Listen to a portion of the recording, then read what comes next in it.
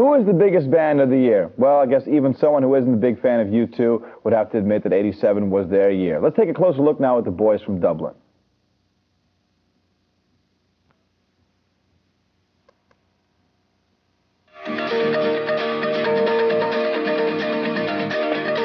It's an LP where we open ourselves to outside influences like gospel and blues and American folk music. It's about, I think, people trying to find an identity. It's about a misplaced people. It's about traveling people. The Joshua Tree was one of the biggest albums of the year, selling well over 4 million copies and riding the #1 spot for 9 weeks. U2 stepped into the middle of controversy as their tour began in Arizona. Governor Evan Mecham had eliminated Martin Luther King's birthday as a state holiday, and many artists protested by refusing to play the state. Since U2 took such inspiration from Dr. King, fans wondered why they played. I think of all groups, in a way, U2 should be on stage in Arizona to speak out for the memory of Martin Luther King, who was a great American. The tour took them to all parts of America and gave them all kinds of new experiences. Well, so far on this tour, we've discovered Mexican food, the tango, and the truth about Las Vegas. While U2 discovered America, more Americans discovered the best of U2.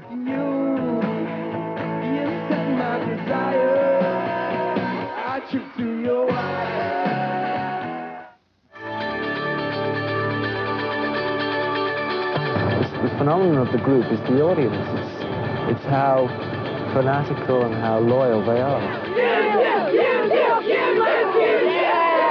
They have like a special bond with their fans. They don't, like other bands, like would just come out and like wouldn't even like bother with their fans. They come out and talk to their fans, sign autographs. I used to kind of think, you know, do they really get what it's all about? But even if they don't get what it's all about, even if they just come to the concerts because, you know, we're a good band to see live, that's okay too. They're just your regular kind of highly intelligent operation.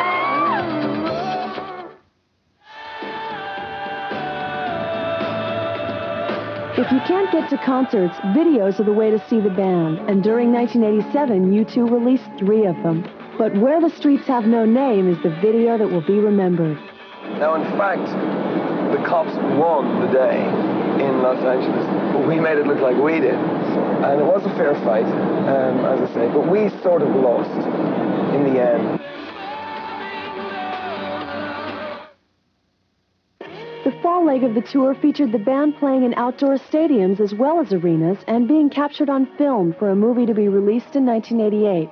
In Philadelphia, Bono fell and dislocated his shoulder, but the band refused to slow down. In New York, they found time to rehearse and play with a gospel choir that had recorded a version of one of their songs.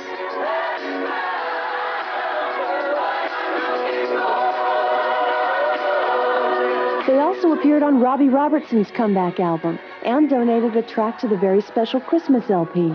In November, U2 played and filmed a free concert in downtown San Francisco as a gift to their fans. I just feel that rock and roll should be able to play a free concert in the middle of the city. It's, you know, so many dark and ugly things stop the traffic in our cities, and I wanted something light and beautiful to stop the traffic, and that's what our concert was. And I just wrote, "Stop the traffic." You know, rock and roll stops the traffic.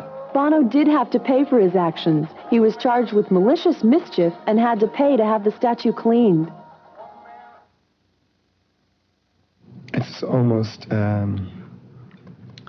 you know, let's boot Mecham out type of party, actually. With that, U2 announced that they would end the year with 2 concerts in Arizona to wrap filming of their movie. Tickets were only $5, and over 120,000 fans showed up to denounce Governor Mecham's stand on Martin Luther King and celebrate a great year for rock and roll's reigning champs.